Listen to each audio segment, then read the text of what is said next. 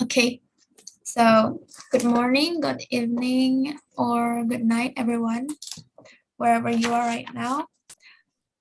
Today we're from Group 5, which consists of Olivia, Riara, and me, Sabrina. So we are presenting about. So today we're going to represent about Richard Cory and the naturalistic tendencies. So this is the poem Richard Cory by Edwin Arlington Robinson. I'll read it for you. Whenever Richard Cory went downtown, we people on the pavement looked at him. He was a gentleman from sole to crown, clean-favored and imperially slim, and he always quietly arrayed, and he was always human when he talked, but still he fluttered pulses when he said, "Good morning," and he glittered when he walked. And he was rich, yes, richer than a king, and admirably schooled in every grace. In fine, we thought that he was everything to make us wish that we were in his place. So on we worked, and waited for the light, and went without the meat, and cursed the bread. And Richard Cory, one calm summer night, went home and put a bullet through his head.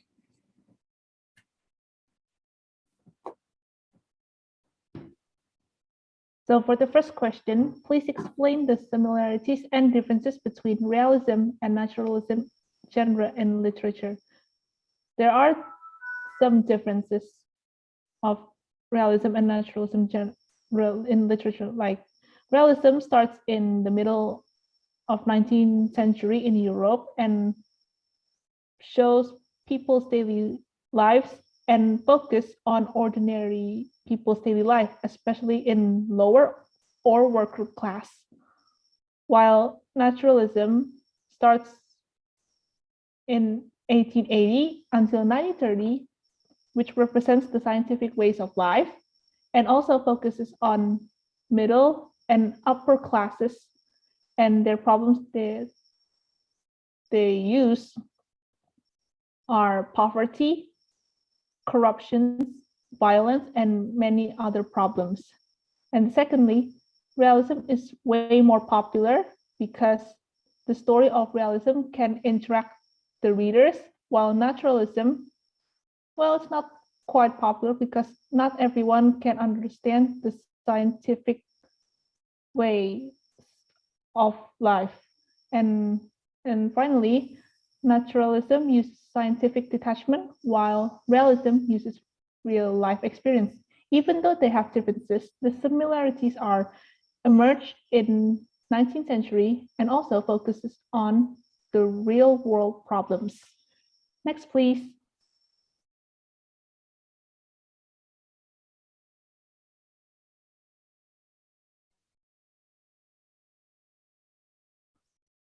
So here are the examples of realism and naturalism literature.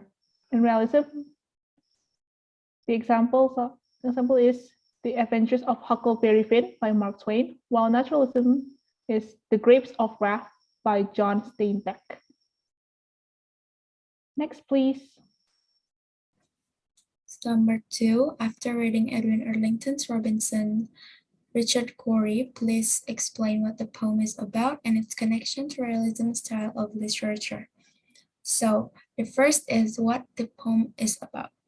The poem is about rich people struggle at that time because America just suffered from economic depression. So I can tell that Richard Cory, as the rich man in this poem, faced that problem. So he finally committed to suicide. Even though he was a charming upper class and considered perfect by everyone, but in the end we know that he have problems too.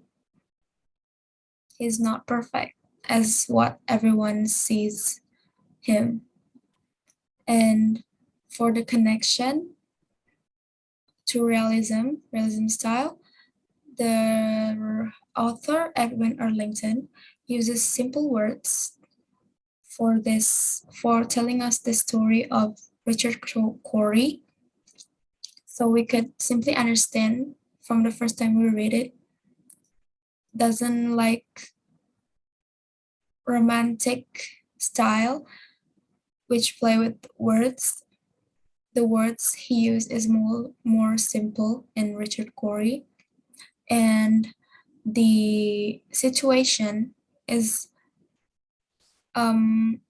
it depicts reality at that time, because as like what I said before, that time America just suffered from economic depression, so it affects a lot of people, especially to Richard Cory, that he finally committed suicide after that. And the realism also shows when Edwin Arlington described the poor people in this story, that in this part he said, and went without the meat and cursed the bread. It shows that poor people at that time can't afford meat, so instead they could only eat bread. That's why they curse the bread, because they are bored with bread, but they can't afford meat. So 3. How do you think the poem Richard Cory reflects the Gilded Age of America? Elaborate your answer.